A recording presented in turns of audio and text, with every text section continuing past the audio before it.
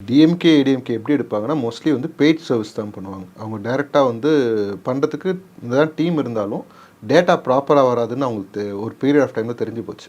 But இங்க வந்து விஜய் அண்ணா வந்து அவர் கட்சி நிர்வாகிகிட்டயே அந்த விஷயத்த சொல்லியிருக்காரு. பண்ண சொல்லி. மாவட்ட செயலாளர்கள் மூலியமா வந்து கடைசி பூத் கமிட்டி மேனேஜர் வரைக்கும் போகணுன்றது.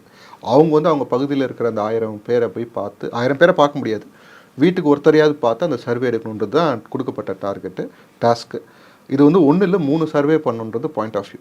இப்போ ஃபர்ஸ்ட்டு சர்வே வந்து ஜென்ரல் டாபிக்ஸா கட்சிக்கு என்ன வரவேற்பு இருக்கு, கூட்டணி விஷயங்கள் எப்படி, யார் கூட சேர்ந்தா பெட்டரா இருக்கும்னு மக்கள் விரும்புகிறாங்க, வெற்றி வாய்ப்பு எப்படி இருக்குது, இந்த மாதிரி விஷயங்கள்லாம். அதே மாதிரி மக்களுக்கு என்ன பேசிக் பிரச்சனை இருக்குது, இன்றைக்கி இருக்க இந்த ஆட்சி மேலே இருக்க அதிருப்தி, இந்த மாதிரி விஷயங்கள் பேசிக் இன்ஃபர்மேஷன்ஸ் கலெக்ட் பண்ணப்படும்.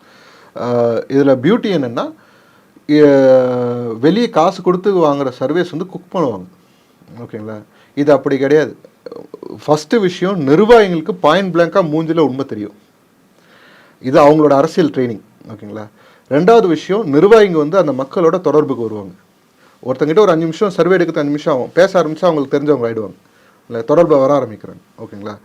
அது இல்லாமல் ஆடட் அட்வான்டேஜ் என்னென்னா, ஒரு மேலே வந்து ரியல் டேட்டா கிடைக்கும். களத்தில் என்ன டேட்டா இருக்குது, மக்களோட மனநிலைமைன்றது ஒரு ரியல் டைம் டேட்டா அவருக்கு கிடைக்கும்.